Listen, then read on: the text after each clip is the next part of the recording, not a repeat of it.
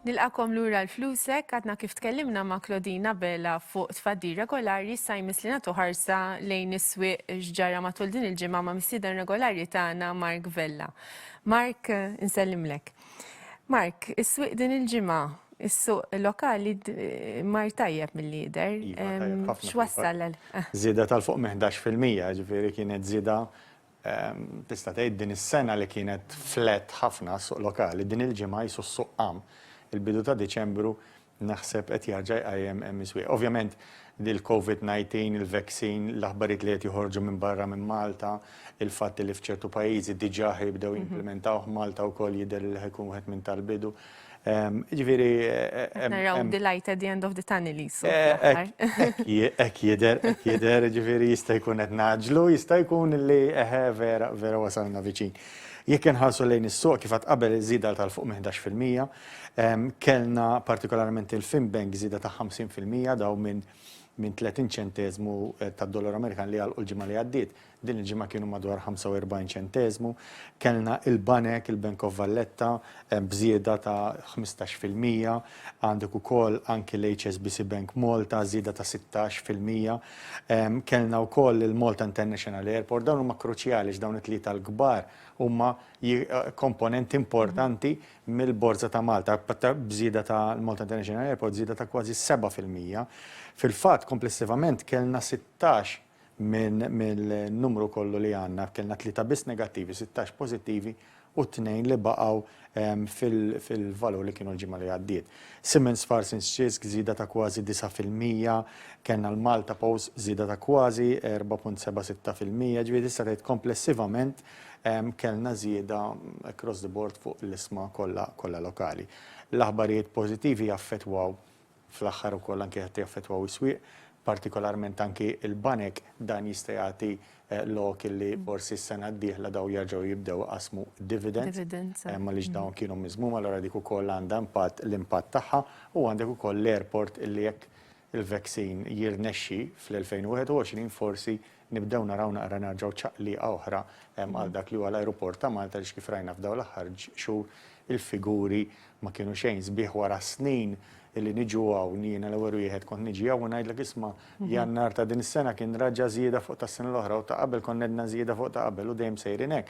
F'daqqa waħda kellna l-kollass totali ta' din. Jiġifieri wieħed qed irid jara forsi dan l-andament pożittiv jirrifletti wkoll ma ninsewx illi swieq dejjem mhumiex qed jiġri llum jew x'ġara l-bieraħ ir-riżultat importanti imma x'inhuma l-aspettattivi li jiġri fix-xhur li ġejjin. Issa s-swieq internazzjonali kif marru? Is-swieq internazzjonali il-ġimgħa kienet waħda kemm xejn kwieta. Jiġifieri jekk wieħed iħares lejn l-Ewropa kellek Pariġi li tista' titbaqa' fejn kien, il-Ġermanja tnaqqis marġinali 0.7, Londra żieda ta' 2.76 għaliex Londra wkoll hemm ċertu aħbarijiet issa wasalna lejn l-aħħar tal-Brexit, l-negozjati mal-Ewropa, il-Eurostoxx 50 baqa' tista' flat. Mbagħad għandek l-Istati Uniti fejn għandek id-Dow Jones u l-S&P 500 li sakemm inkunu qed nagħmlu dal-programm dejjem jkunu għadhom għaddejjin is-swieq kienu tista' tgħid fl-istess ilma li kienu l-ġimgħa li għaddiet filwaqt li n-Nasdaq huwa l-istorja tas-sena COVID-19 u mhux COVID-19 dana raġa' laħaq livelli rekord matul din il-ġimgħa fil-fatt jekk wieħed jara mill-bidu tas-sena law żieda ta' 38% meta ngħid is-suq Nasdaq dan huwa s-suq Amerikan li huwa kkonċentrat fuq kumpaniji tat-teknoloġija, ġifieri l-kumpaniji tat-teknoloġija l-kbar tad-dinja qegħdin kwotati fuq is-suq tan-Nasdaq. Imbagħad għandek il-Ġappun li tistgħu tgħid ukoll kien fl-istess ilma tal-Ewropej 0.4% xi ħaġa żieda marġinali u mbagħad għandek iċ-Ċina bżieda tal-fuq minn wieħed fil-mija. Ġifieri tista' tgħid komplessivament kellna swieq li kienu pożittivi jew saħansitra flet imma mhux daqshekk negattività bħalma kellna ġieli f'xi ġimgħat imgħoddija. Issa fl-Istati Uniti din il-ġimgħa ħarġu xi figuri rajna li n-nies jirreġistraw għal benefiċċji għall-qatt naqsu. Issa dan huwa pożittiv, però għaliex ġarek x'ġie mħabbar u għaliex hija importanti? Hija importanti ħafna għaliex din id-dejta qed turi illi l-labor market fl-Istati Uniti qed ikompli għaddej minn recovery qed jirkupra ftit. Xorta għadna lura mill-livelli li konna qabel il-pandemija, ġifieri għadna maħniex hemmhekk. Niftakru li qabel konna qed nitkellmu fuq livelli rekord ta' unemployment baxxi illi konna ma naraw saħansitra qabel is-snin 70. Ġifieri mbagħad ovvjament bil-COVID kellek kien hemm sitwazzjoni ekonomika diżastru fl-Istati Uniti. Ta' min jgħid li din ukoll qed taħbad dal-figuri li huma inqas milli wieħed kien qed jistenna, qed jaħdu wkoll f'mument fejn il-każijiet qed ikomplu jispajkjaw fl-Istati Fil-fatt Uniti. fil-Kalifornja hemm xi complete lockdown. Ekku, u għandek ukoll eżatt restrizzjoni tal-businesses li raġgħu ġew imġedda, case in point huwa Kalifornja u bliet oħrajn. Ġifieri dan qed naħdmu f'din ix-xenarju. Min-naħa l-oħra wkoll jista' jkollok dak is-seasonal effect għandek il-famużi Friday li kulħadd imur jagħmel Black Friday, u mbagħad kellna l-Monday. Li daħlet Malta wkoll. Issa wkoll qed mstennija għażmien tal-miliet, ġifieri festive season. Però jidher il-figuri at least huma pożittivi iktar milli kienu fix-xhur ta' qabel u dak juri andament pożittiv. Allura s-swieq joħduha b'mod pożittiv. Però Mike, permetti, fiżax rajt xi artiklu li irrefera li jista' jkun hemm ukoll xi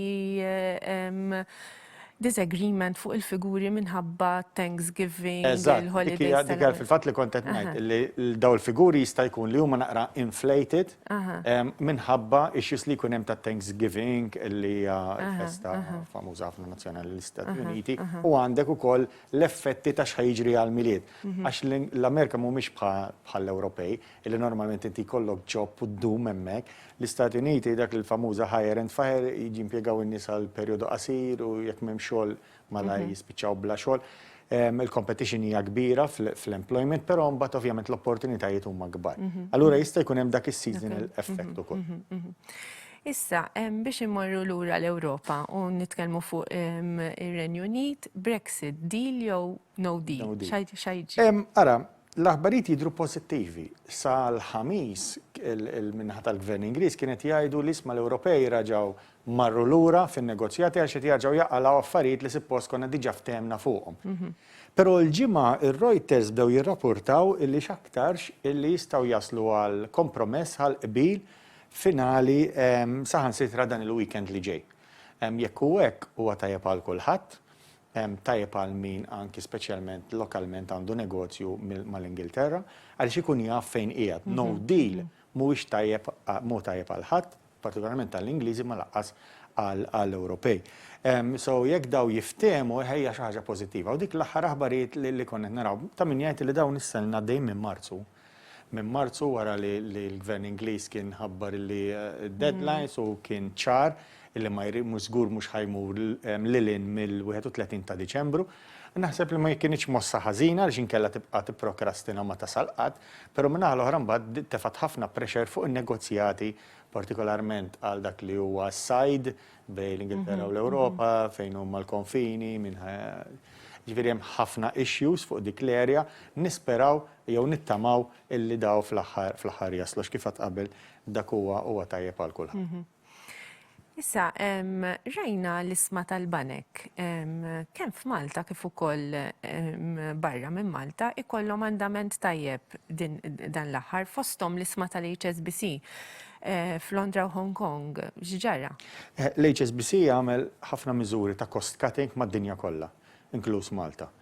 Fil-fatt, il-Q3 results tat-tielet kwarta din is-sena kienu aħjar milli konna qed nistennew għaliex ma hawnhekk qed nitkellmu HSBC Global mhux HSBC Local.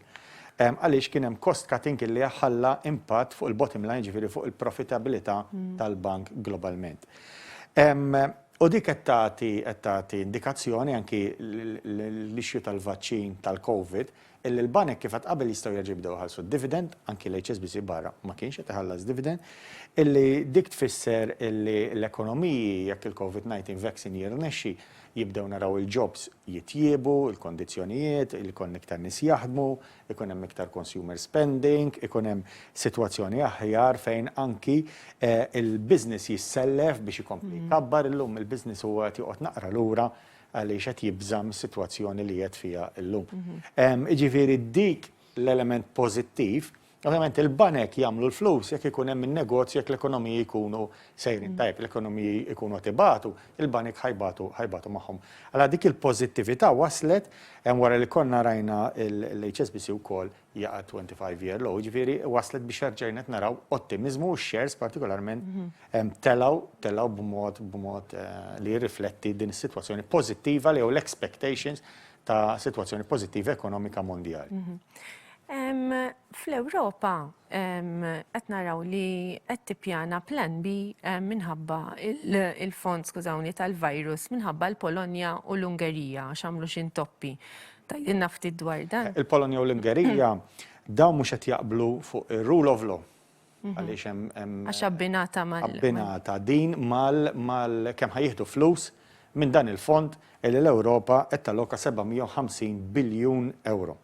Issa fiċ-ċirkostanzi tal-lum kull pajjiż għandu problemi finanzjarji tiegħu, ma l-ebda pajjiż fl-Ewropa li qed f'sitwazzjoni tajba ħafna għaliex ovvjament kif qed qabel il-COVID ħallet impatt ħażin fuq l-ekonomija. Allura l-package huwa tajjeb għal kulħadd, issa daw qed jibblokkawh għaliex daw qed jgħidu isma' mhuwiex sew dik hija xi ħaġa totalment differenti li aħna nitkellmu fuq politika fuq rule of law u din hija xi ħaġa m'għandhomx jiġu abbinati. Package m'għandhomx jiġu abbinati. Ġifieri jista' jkun għandhom raġun mhux ħanidħol min għandu raġun min għandu tort li hu żgur huwa illi l-Ewropa partikolarment Angela Merkel qed tgħid isma' dana sal-ħar tas-sena jekk aħna m'aħniex ħaniftehmu ħajmurru għall plan B. U l-plan B jidher għaliex ħadd għadu ma jaf imma jidher illi dan l-emergency budget ħajmurru mingħajru. Isir xorta da ma jieħdu xejn u jaqsam bej il-pajjiżi l-oħrajn. Li qed jiġri wkoll fil-Polonja partikolarment mhux daqshekk l-Ungerija, hemm disgwit intern anki politikament bejn anki il-partiti stess bejniethom. Milli hemm min qed jgħid li ħejja ħanaraw ħansibu soluzzjoni, forsi jsiru ċertu emendi u fil-liġijiet tagħhom ta' pajjiżhom għaliex daw l-akkużi huma li daw il-gvern ħawver il-medja, li l-istat ħawver il-qrati, dik hija l-ixju, l-pajjiż il-ċittadini mhumiex kuntenti. Allura hawnhekk qed dawet naraw li jista' jkun hemm disgwid jista' jkun lil Polonja tersaq u tibqa' l-Ungerija waħda. Li hu żgur li jekk daw ma jaslux, daw jkollhom joħorġu xi bonds huma biex jisselfu għaliex biex jissostanzjaw l-ekonomija tagħhom dak ifisser li mbagħad il-currency tagħhom tista' titlef fil-valur. Grazzi ħafna Mark ħajkonna nifquha, grazzi ta' dik l-update dettaljata fuq is-swieq. Bekk wasalna fit-tmiem edizzjoni oħra ta' Flusek minna ħadd tiegħi bħal dejjem ir-ringrazzjamenti jmorru għall producers tal-programm New Age Media, għall crew tekniku ta' Net Television, nirringrazzja l-sponsors tiegħi u fuq kollox nirringrazzjakom tal-joġobkom is-seguna. Jiena nerġa' nagħmel appuntament magħkom għall-ġimgħa d-dieħla, sa' dan tant saħħa u grazzi.